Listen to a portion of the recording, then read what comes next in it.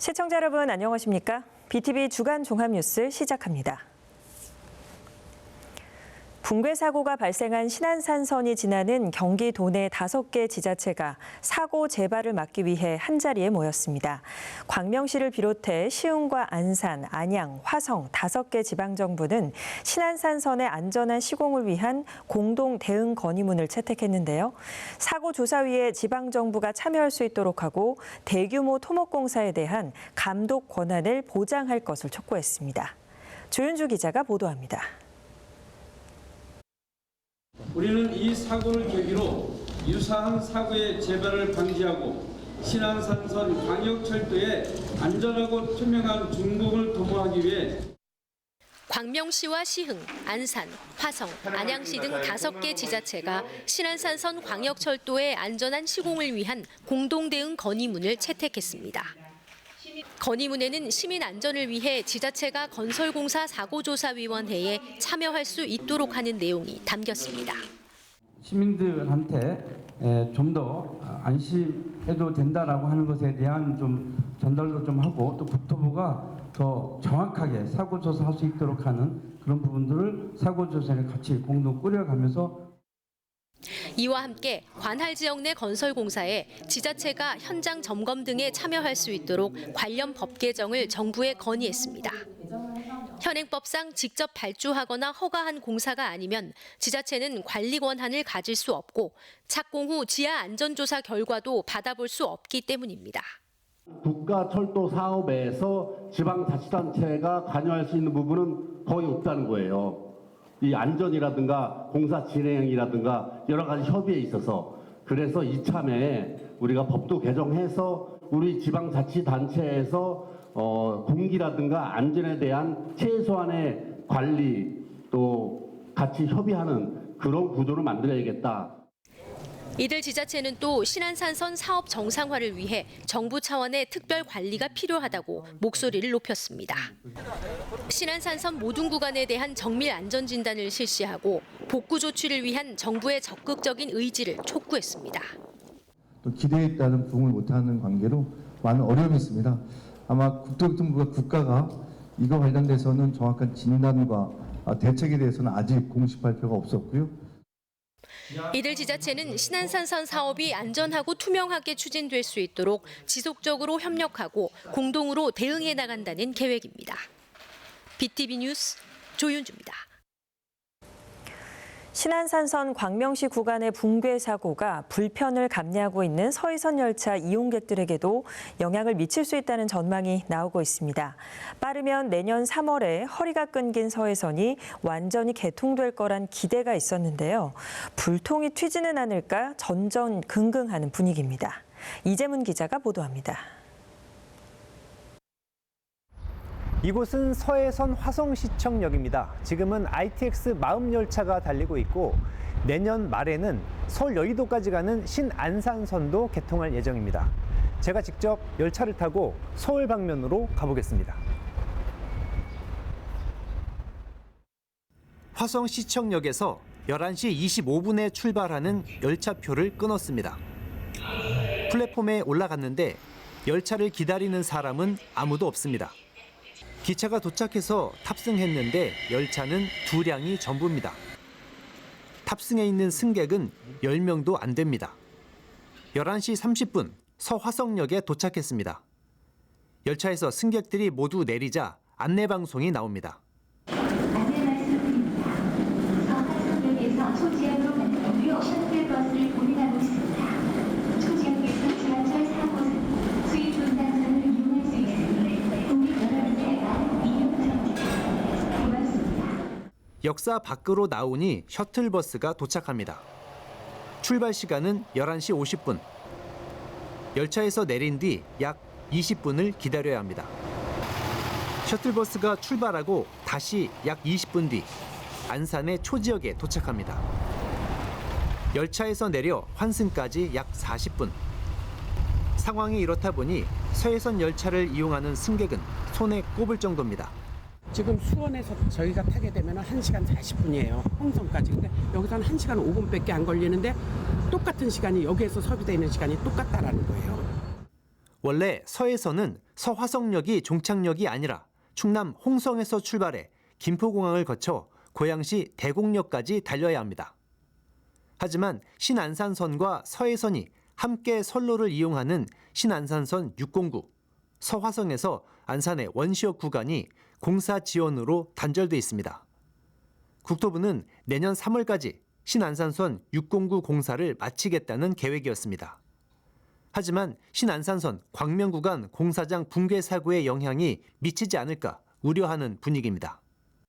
그런데 이 사고로 인해서 이 구간, 이 공사가 연기가 되면 안 되겠다 하는 바람이고 이 건과 관계없이 그 신안산선의 그 마지막 구간에 대해서는 조기에 계획대로 개통이 되어야겠다라는 것을 강력하게 국토부에 요청을 하고 싶습니다. 서해선 열차 이용에 불편함이 해소될 수 있다는 기대감이 불안감으로 변한 상황. 여기에다 화성의 향남역에서 서울 여의도까지 환승 없이 신안산선을 타고 달릴 수 있게 되는 시점은 언제가 될지 불투명해졌습니다. BTV 뉴스 이재문입니다. 안산시가 시의회 반대로 중단된 시유지 매각을 재추진할 의지를 밝혔습니다. 신안산선 한양대역 연장과 관련해 국토부와 약속한 사항을 이행하기 위해선 시유지를 매각해 아파트를 건설할 필요가 있다는 건데요. 의회가 어떤 반응을 보일지 관심입니다. 임세혁 기자의 보도입니다. 브리핑에 나선 안산시 기획경제실장은 사동 89블록 일대 시유지 매각은 반드시 이루어져야만 하는 사항이라며 그 첫 번째 이유로 신안산선 연장 사업을 언급했습니다.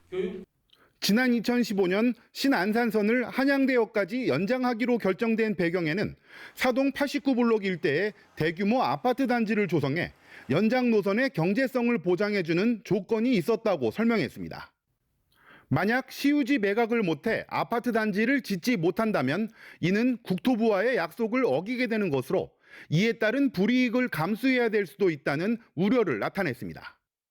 신안산선 운영에 따른 손실이 발생할 경우 민간이 위험을 부담해야 하는 방식으로 안산시에서 89블록 개발 사업을 당초 인구 계획을 이행하지 않을 경우 우리 시도 손실을 부담해야 할 여지가 남아있는 그런 사업이 되겠습니다. 지역 내 아파트 공급률은 경기도 평균인 60%를 훨씬 밑도는 42%에 그치고 있다며 신규 아파트 공급이 반드시 필요하다고도 강조했습니다. 아울러 일각에서 제기하는 학교 부족에 대한 우려도 절차대로 진행하면 문제가 없을 것이라고 밝혔습니다. 민간 사업자가 주택건설 기본계획을 수립하면서 학교 용지 필요 여부를 검토하고 민간 사업자가 교육청과 협의를 거쳐 세부 사업을 확정하게 되어 있습니다. 이후 안산시는 사업 승인권자로서 교육청과 공식 협의를 진행하고 이를 바탕으로 도시계획 시설로서 학교 지정을 결정하여 주택건설 사업계획을 승인하면 되는 것입니다. 안산시는 다음 달 열리는 시의회 1차 정례회에 시유지 매각안을 재상정할 계획입니다. 시의회 통과 여부가 주목됩니다. BTV 뉴스 임세혁입니다. 최근 의왕에서 달리던 차량에 불이 붙는 아찔한 사고가 있었습니다. 다행히 근처를 지나던 의용 소방대원 덕분에 진화를 할 수 있었는데요. 차량 내에 소화기가 없어서 진화에 어려움이 컸다고 합니다. 권예솔 기자가 당시 상황을 취재했습니다. 한 남성이 연기가 새어오는 차량 앞에서 어쩔 줄 몰라 하며 서성입니다. 어느새 연기는 불꽃으로 변했습니다. 때마침 근처를 지나던 의용 소방대원들이 다급하게 소화기를 빌려와 불을 끄기 시작합니다. 한 번 커진 불길은 소화기 한 대로는 부족했습니다. 지난 12일 오전 달리던 차량에서 시작된 이 불은 소화기 6대를 동원한 끝에 간신히 꺼졌습니다. 만약 초기에 진압에 나섰다면 피해 규모를 줄일 수 있었을 거란 것이 당시 상황을 지켜본 의용 소방대원의 설명입니다. 연기가 나고 바닥에 불빛이 보여서 우측에 차를 세우고 저희 대원들이 같이 소화기를 구하고 또 옆집에서 뮤직 상가에서 소화기 2개 주고 해서 소화를 시켰습니다. 이런 사고, 차 안에 차량용 소화기가 있다면 화재 피해를 크게 줄일 수 있습니다. 지난해 12월부터 5인승 이상 승용차에도 차량용 소화기를 두도록 제도가 바뀌었습니다. 하지만 여전히 부족한 운전자들의 안전인식이 사고 시 피해를 키우는 요인으로 꼽힙니다. 전문가들은 반드시 자동차 전용 소화기를 비치해야 한다고 강조합니다. 일반 분말 소화기나 스프레이식 소화용구는 안 됩니다. 차량의 환경이 여름에는 덥고 겨울엔 춥고 또 이동 시에 진동이나 움직임 등이 많기 때문에 이런 시험 과정들을 거쳐서 제작된 소화기를 차량용 소화기라고 할 수 있습니다. 소화기는 운전자가 사용하기 편하도록 조수석 아래 또는 트렁크에 놓는 것이 좋습니다. 또 설치 후 내부 분말이 뭉치지 않도록 분기별로 한 번씩 소화기를 흔들어주는 것이 좋습니다. 또 소화기 압력 게이지가 초록색 정상 범위에 있는지 주기적으로 확인해 줄 필요가 있습니다.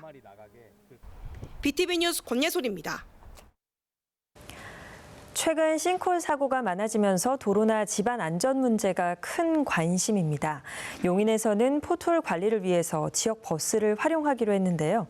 버스에 포트홀을 감지하는 장치를 붙여 도로 상태를 실시간으로 확인하고 신속하게 정비하는 방식입니다.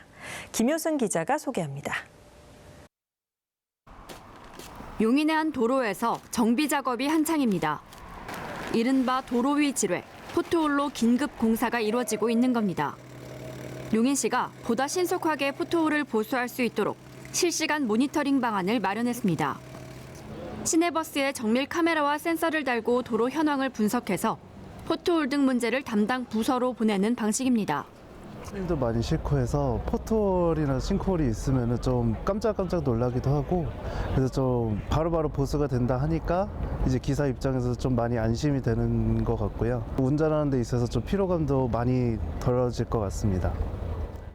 용인시는 우선 시내버스 100대에 이른바 스마트 도로 위험 관제 시스템을 도입했습니다. 버스에 달린 기기가 포트홀 사진과 위치 정보를 분석해 담당자에게 전송하고 정비 후속 조치까지 한 번에 관리한다는 장점도 있습니다. 용인시는 시설을 늘려서 더욱 빠르게 도로 문제를 보수하겠다고 밝혔습니다. 마을버스를 중심으로 수지와 기흥 쪽에 추가적으로 53대를 더 증설하고자 하는 계획이 있습니다. 시민들이 신고하기 전에 먼저 사전에 저희가 발견하고 조치를 함으로써 사고를 사전에 예방할 수 있는. 한편 용인시는 싱크홀을 막기 위해 국토안전관리원 GPR 탐사와 대규모 공사 현장에 대한 점검도 이어간다는 방침입니다. BTV 뉴스 김효수입니다. 최근 교권 침해 문제가 심각해지면서 교직 이탈 혹은 교직 기피 현상이라는 말이 나오고 있습니다. 교사 10명 중 9명은 현재 교직 이탈이 심각한 상황으로 인식하고 있는 것으로 조사됐습니다. 주하영 기자가 보도합니다. 10년 넘게 교단에 선 한 교사. 하지만 요즘 들어 고민이 많아졌습니다.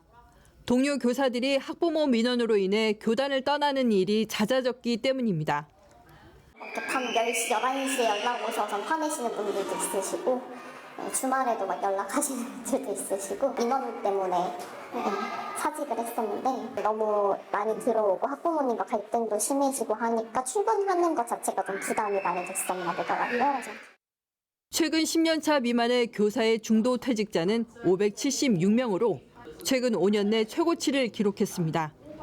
교사 10명 중 9명은 현재 교직 이탈 현상이 심각한 수준으로 인식하고 있다는 조사 결과도 나오고 있습니다. 한국교원단체 총연합회가 전국 유초, 중, 고교 교사 5,591명을 대상으로 실시한 설문조사에서 90.7%가 이같이 답했습니다.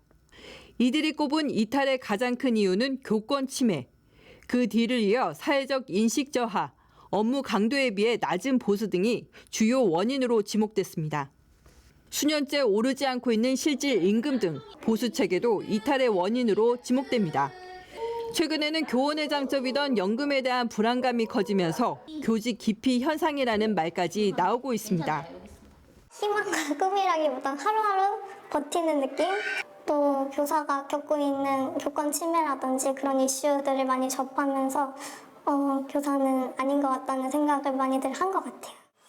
경력 25년 차 베테랑 교사들도 교직 활동이 점점 더 어려워지고 있다고 토로합니다. 학생들의 생활지도 등이 쉽지 않다는 겁니다. 알림이나 벨소리 등으로 수업을 방해하고 끊게 한다는 행동이나 또 학생들의 휴대전화 사용을 제지하는 선생님들에게 대해서 저항을 하거나 또 언쟁을 폭언하는 그런 학생들이 많이 발생하고 있습니다. 학생의 휴대전화 사용 역시 교사들의 교육활동을 직접적으로 방해하고 있습니다.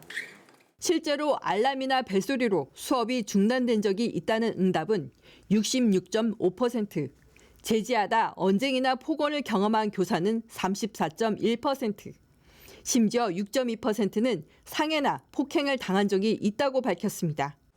교직사회에선 교대 입시에 영향을 미치고 있다는 견해도 나오고 있습니다. 최근 내신 6에서 7등급 교대 합격 사례가 나오면서 교직 기피 현상이 뚜렷해졌다고 보는 겁니다. 이에 대해 교총은 우선 휴대전화 사용 등 생활 지도에 있어 명백한 법적 보장이 필요하다고 밝혔습니다. 교총의 자체 설문조사에서도 교사를 상해하거나 폭행을 한 학생, 학부모에 대해 가중 처벌을 명시한 교원지휘법 개정안에 대해 찬성이 99.3%에 달했습니다. 교권의 법적 보호가 시급하다는 교직사회의 분위기가 반영되고 있는 겁니다. 이 밖에 시급한 교육 정책으로는 교원 처우 개선, 학급당 학생 수 감축 순으로 나타났습니다. 경기교총은 이번 설문을 통해 드러난 교원의 목소리가 반드시 교육 정책에 반영돼야 한다고 강조했습니다. 다양한 요인으로 인해서 저경력 교사가 이탈하는 문제와 예비교사의 교직 기피 현상이 심화되고 있는 상황입니다. 안정적으로 교육 활동에 전념할 수 있도록 교권 보호와 처우 개선이 시급히 교사들의 절박한 목소리는 더 이상 외면할 수 없는 교육 현장의 현실을 보여주고 있습니다. 교사가 지쳐서 떠나는 교단에서 교육의 미래는 위태로울 수밖에 없습니다. 현장의 목소리에 귀 기울이고 실효성이 있는 대책을 내놔야 한다는 의견이 대두되고 있습니다. BTV 뉴스 주하영입니다. 경기도 교육청이 추진 중인 자율선택급식 정책에 대해 경기 학교 급식 정상화를 바라는 연대 단체들이 즉각 중단을 요구했습니다. 이들은 성명서를 내고 자율선택급식이 교육적 목적을 훼손하고 편식 조장과 음식물 쓰레기 증가, 조리 근로자들을 열악한 노동 환경으로 내몰고 있다고 비판했습니다. 또한 학교 현장의 자율성을 침해한 채 강제적인 정책 추진이 이어지고 있다며 충분한 협의와 재검토를 촉구했습니다. 전교조와 전국여성노동조합, 참교육을 위한 전국학부모회 경기지부 등은 앞으로 학교 급식 본질 회복을 위한 행동에 나설 계획입니다.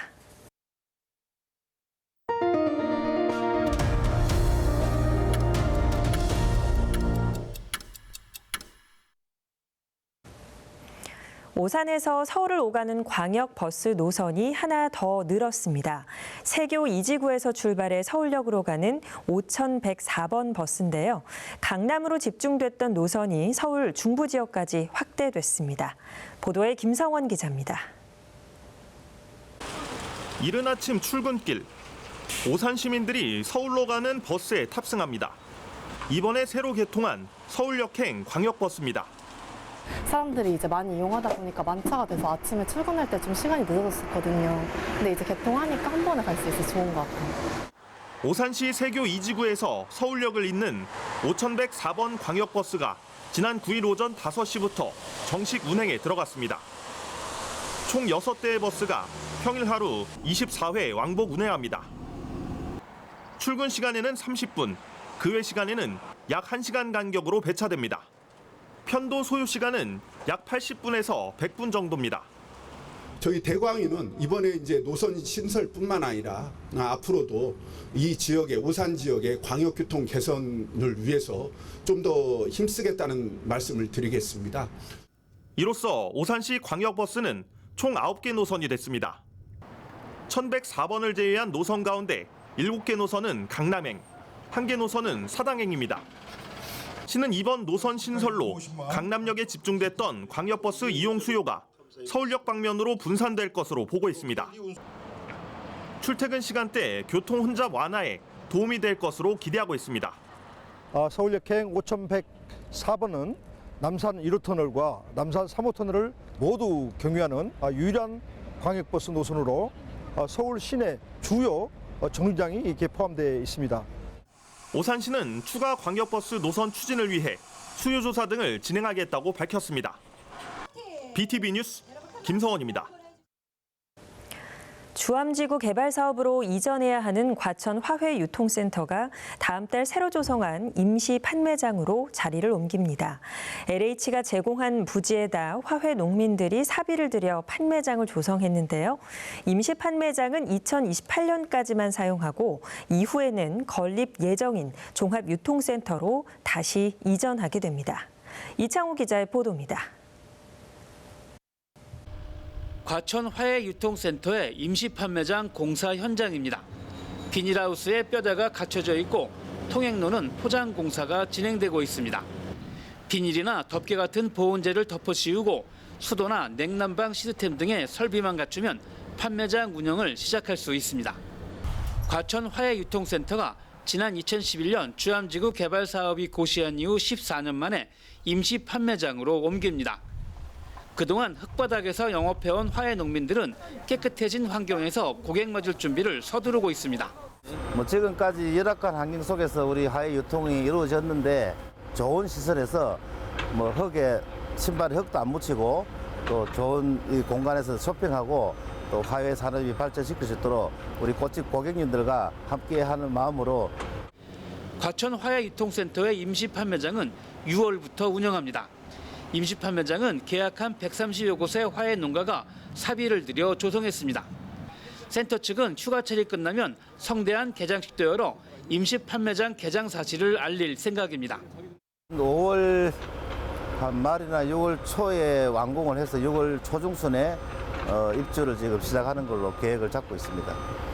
그리고 개장식은 한 7월 말이나 8월 초 여름 휴가 지난 철에 좀 기간을 두고 우리 이사님들과 협의해서 날짜를 정해지면 멋있는 근사한 이런 개장식을 만들고 싶습니다.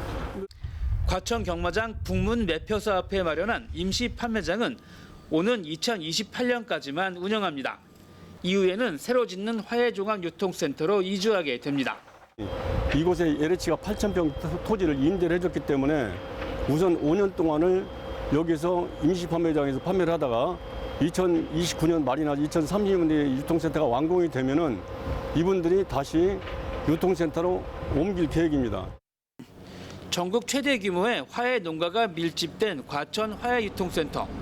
다음 달 새롭게 단장한 임시 판매장에 화훼 농민들은 잔뜩 기대하고 있습니다.